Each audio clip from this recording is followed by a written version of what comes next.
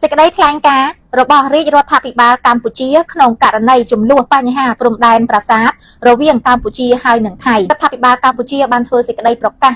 ព័ត៌មានជាសាធារណៈជូនដល់បងប្អូនប្រជាពលរដ្ឋខ្មែរទូទាំងប្រទេសឲ្យបានជ្រាបជាដំណឹង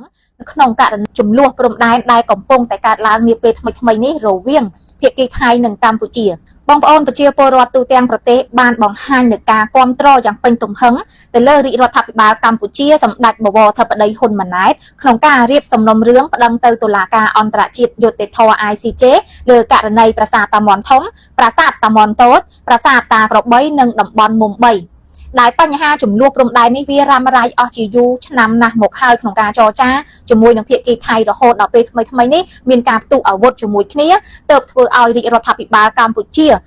បានប្រជុំអង្គសមាជរយៈពេល2ថ្ងៃក៏ទទួលបានការគាំទ្រនិងឯកច្ឆន្ទក្នុងកិច្ចប្រជុំអង្គសមាជនេះផងដែរបញ្ហាកង្វល់របស់បងប្អូនប្រជាពលរដ្ឋខ្មែរក្នុងការព្រួយបារម្ភក្នុងការប្តឹងទៅតុលាការអន្តរជាតិ ICJ គឺដោយសារតែខាងរដ្ឋាភិបាលថៃបានធ្វើសេចក្តីថ្លែងការណ៍ប្រកាសថាខ្លួនបដិសេធទីបំផុតក្នុងការចូលខ្លួនទៅតុលាការអន្តរជាតិយុត្តិធម៌ ICJ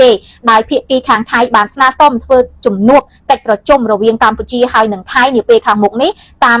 ការចរចារវាងទ្វេភាគីគណៈកម្មាធិការ JBC និងគណៈកម្មាធិការ GBC មកលើកម្ពុជានាថ្ងៃ14ខែមិថុនាឆ្នាំ2025នេះចំណុចនេះហើយដែលធ្វើឲ្យបងប្អូនខ្មែរមានការព្រួយបារម្ភដោយខ្លាចខាងរាជរដ្ឋាភិបាលកម្ពុជាមិនដាក់ពាក្យប្តឹងទៅតុលាការអន្តរជាតិ ICJ លើបញ្ហាព្រំដែនរ៉ាំរ៉ៃមួយនេះរាជរដ្ឋាភិបាលកម្ពុជាបានបង្ហាញយ៉ាងច្បាស់លាស់នៅក្នុងសេចក្តីថ្លែងការណ៍នាពេលថ្មីនេះគឺសម្រាប់ការរៀបចំសំណុំរឿងប្តឹងទៅតុលាការអន្តរជាតិ ICJ លើករណីទាំង4នេះគឺមិនមានការផ្លាស់ប្ដូរនិងប្រែប្រួលឡើយរាជរដ្ឋាភិបាលកម្ពុជានៅតែបន្តនៃការដាក់ពាក្យប្តឹងទៅតុលាការអន្តរជាតិ ICJ លើករណីព្រំដែនមួយនេះដដែលដោយថ្ងៃទី14ខែមិថុនាឆ្នាំ2025ក្នុងការកិច្ចប្រជុំរវាងកម្ពុជាហើយនិងថៃតាមការស្នើសុំនិងចរចារវាងភាគីថៃតាមគណៈកម្មាធិការ JBC និង GBC នេះគឺមិនមានពាក់ព័ន្ធនឹងការរៀបចំសំណុំរឿងដែលកម្ពុជាប្តឹងទៅតុលាការអន្តរជាតិយុត្តិធម៌នៅក្នុងរបៀបវិរៈកិច្ចប្រជុំនោះទេកម្ពុជាសង្ឃឹមថាភាគីថៃនិងសហការ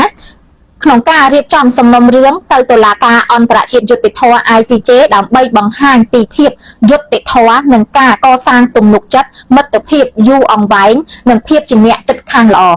រាជរដ្ឋាភិបាលកម្ពុជាសូមឲ្យប្រជាពលរដ្ឋខ្មែរទូទាំងប្រទេសដោះស្រាយបញ្ហាចំនួនព្រំដែនរវាងថៃហើយនិងកម្ពុជានេះសារនូវភាពស្ងៀមស្ងាត់និងអត់ធ្មត់ហើយកុំឲ្យคล้ายទៅជាបញ្ហាក្នុងមនោសញ្ចេតនាជនជាតិឬជាតិនិយម